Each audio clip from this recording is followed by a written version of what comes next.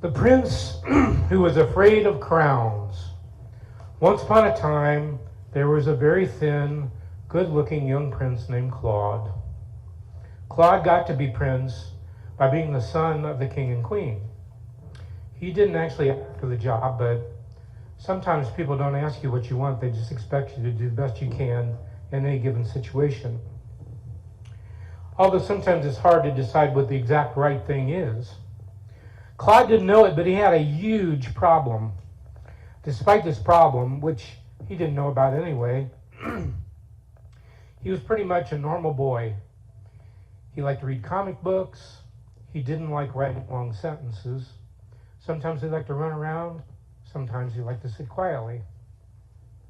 When he turned 9 and a half, an important ceremony was scheduled. It was the crowning of the prince ceremony, a very important celebration.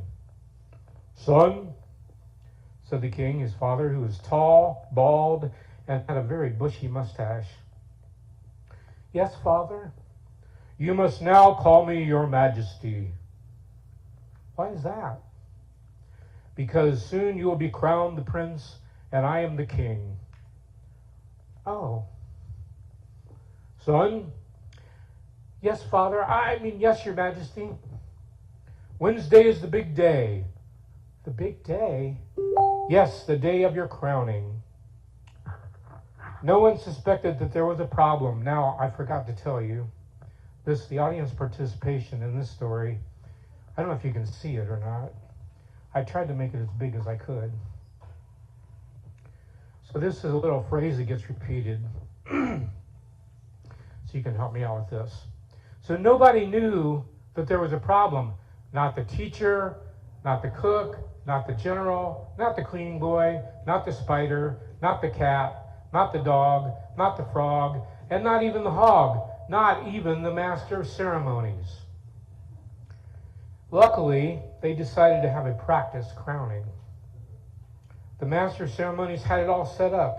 The servants carried the crown in on a big red pillow. As soon as Claude saw the crown, he started to scream, "Ah! Get that thing away from me! The points will jab me! The jewels will blind me! The gold will eat me! I shall be destroyed!" The servants quickly carried the crown back into the hallway of the castle. He screamed so loud that he scared the queen.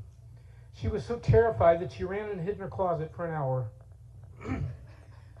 It is odd that Claude had never seen a crown before, but maybe it was because his father rarely wore one, had hurt his bald head, and his mother had a tiny little tiara that could barely be seen with all her red hair.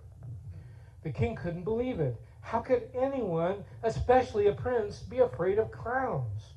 He bent over so he could speak to his son on his own level. "Son?" "Yes, father. Yes, your majesty." "You don't have to be afraid of the crown. It is only a pretty kind of hat that princes, princesses, kings, queens, and winners pageants wear. Does it make sense to be afraid of a little old thing like that?" "No, I guess not." "So should we try it again?" "Certainly, father. Certainly, your majesty." So the king waved his royal arm. The servants carried the crown back into the hall on the red pillow. As soon as Claude saw the crown, he began to scream, "Ah! Get that thing away from me! The points will jab me! The jewels will blind me! The gold will eat me! I will be destroyed!" The servants hurried and took it back in the hallway. Nobody knew what to do about the prince who was afraid of crowns. Not the teacher, not the cook, not the general, not the cleaning boy, not the spider, not the cat, not the dog, not the frog, not even the hog, not even the master of ceremonies. No one knew what to do. So the king decided to consult the great, wise, wizardly wizard. What can be done? The prince is afraid of his crown. What can we do? The great, wise, wizardly wizard pulled on his long white beard. He scratched his wizardly head and tapped his wizardly fingers. Bring the boy to me, he said. Prince Claude was summoned to see the great wise wizardly wizard. Prince Claude? Yes, great wise wizardly wizard. I am going to put a spell on you. You are? Are you going to turn me into a frog? No, I'm going to make you brave around crowns. Oh, is that okay? I guess so. The great wise wizardly wizard began to wave his arms around and say amazing words. Alamajewel, Chris Columbus in a bathtub, clothespin on a duck bill, chili chili Cocoa Pops, boogity boogity boogity snap. The great wise wizardly wizard bopped Prince Claude on the head with his magical wand. Ow, said Prince Claude. He's cured, said the wizard. As the prince started out the door with his father, the king, the great wise wizardly wizard called him back and whispered something in Claude's ear.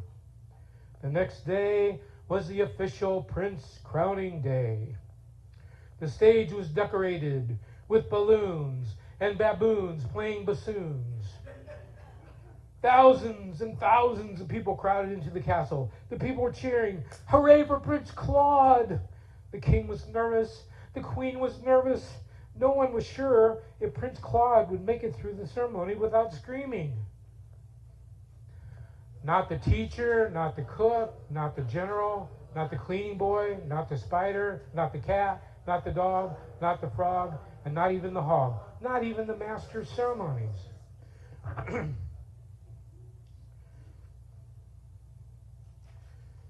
The king and queen took their place on the stage. The master of ceremonies began to speak.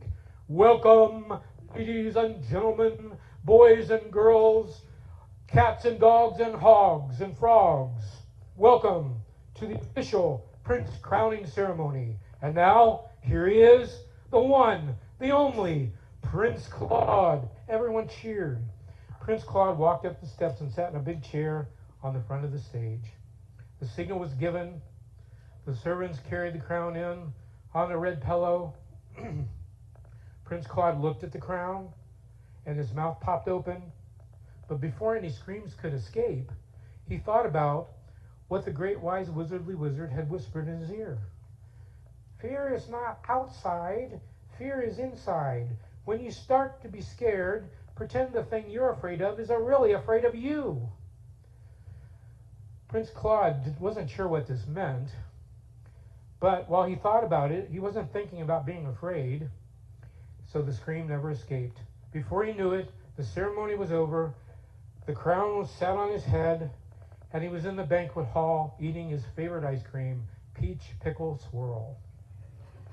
Son, said the queen. Yes, mother, yes, your majesty. Call me mommy. Yes, mommy. We are very proud of you. No one could deny that it was the best crowning day ever.